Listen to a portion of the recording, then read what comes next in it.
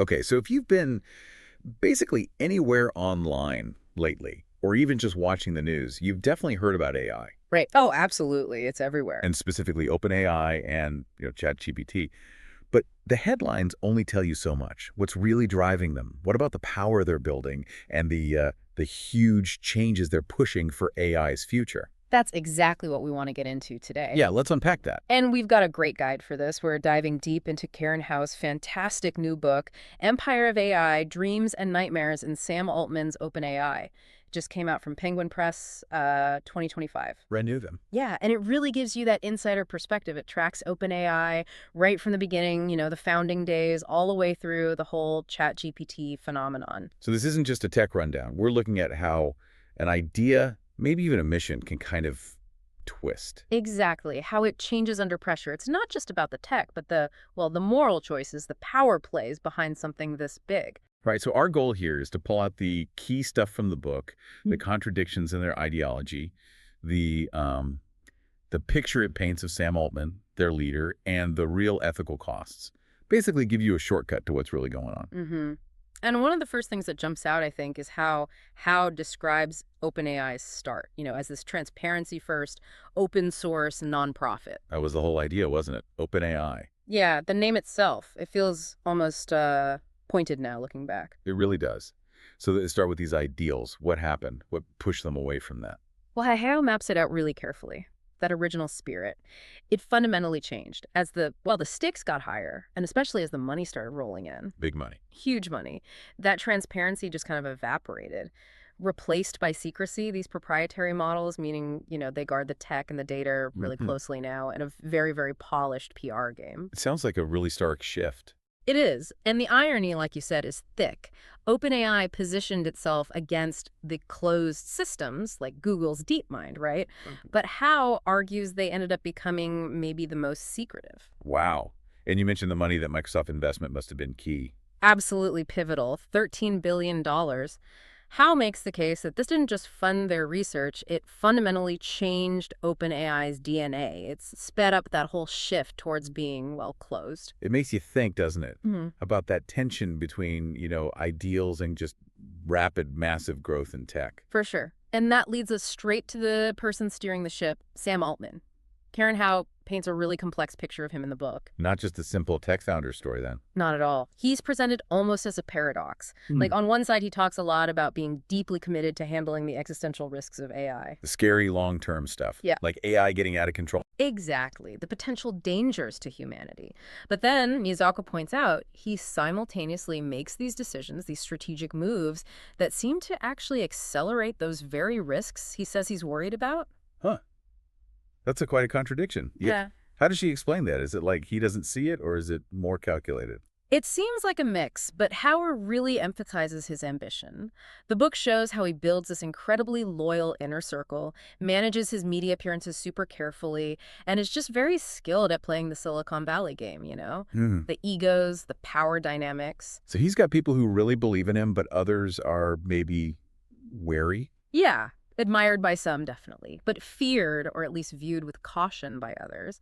It really makes you think about how much individual personality and influence can shape something this important. And all this plays into OpenAI's big promise, right? Developing safe AGI, artificial general intelligence. That's the banner they fly. Safe AGI. Sounds good on the surface, but the book digs into that, doesn't it? Like, what does safe actually mean here? It really probes that question.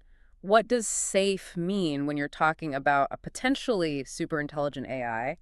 And maybe even more importantly, who gets to decide?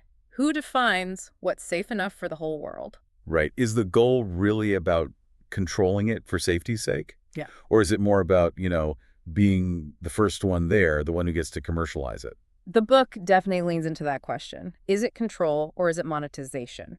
And Hao offers this really sharp insight that safety became a narrative weapon. Oh, how so? Used to justify their ambition, basically, and also to kind of shut down outside criticism or calls for more accountability. If you're the ones defining safety, you control the terms of the debate. That makes sense. It's strategic. It reminds me of that other quote you mentioned from the book. Oh yeah, safety became a moat, not a mission. Explain that. A moat. Yeah, like a defensive barrier around a castle. So safety wasn't just about preventing harm, it became a way to protect their position, to frame themselves as the only ones who could do this responsibly, maybe keep competitors out, deflect scrutiny. It served a business purpose, not just an ethical one. Wow. So if safety is used like that as a strategic tool, what does that mean for actually achieving safe AI Yeah. and for holding companies accountable? It raises huge questions about accountability, absolutely. And it connects to another really crucial part of the book, something that often gets overlooked, What's that? the actual human cost and the environmental cost, too, behind all the algorithms and the breakthroughs. Right. It's easy to forget that part. The book talks about invisible labor, doesn't it? Yes, exactly. How Yeah. Power shines a light on it. For example, underpaid workers, often in places like Kenya, who are hired to sift through toxic, horrible online content. That's what they're doing. They're essentially cleaning the data, labeling harmful stuff so the AI models can learn not to generate it. It's vital work, often deeply disturbing for the people doing it, and typically for very low pay. That's grim. Mm. And you mentioned environmental costs, too.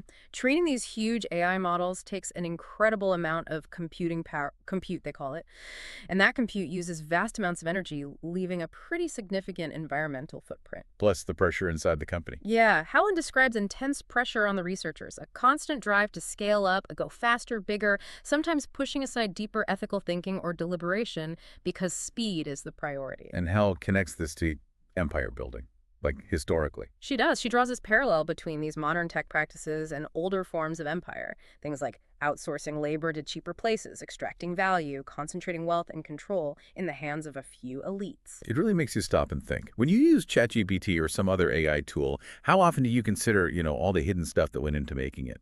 The people, the energy. It's often completely invisible, which brings us back to that central metaphor of the book. The empire. Empire of AI. It's not just a catchy title, then. No, it's the core argument. Howe uses it as a framework. She draws parallels to things like, colonial logic, how surveillance capitalism works, even the kind of quasi-religious belief system around some big tech movement. And she says OpenAI's power isn't just the tech itself. Right. Here's a key quote. OpenAI's power didn't come from technical innovation alone. It came from a story, a promise of safety, and the machinery of empire that made it believable. The story was as important as the code. Crucial. It's like how it says later, to build an AI empire, you need compute. But to control the narrative, you need belief. You need people to buy into your vision, your story. That's powerful. And a bit chilling, maybe. Thinking about that much narrative control, that much concentrated power in one place, especially with AI. Definitely makes you think. Okay, so wrapping up this deep dive into Karen Hao's empire of AI, we've traced OpenAI's path, haven't we? From this hopeful open nonprofit to this incredibly powerful, complicated company, driven by huge ambition, full of these contradictions we talked about, and leaving some serious ethical questions in its wake.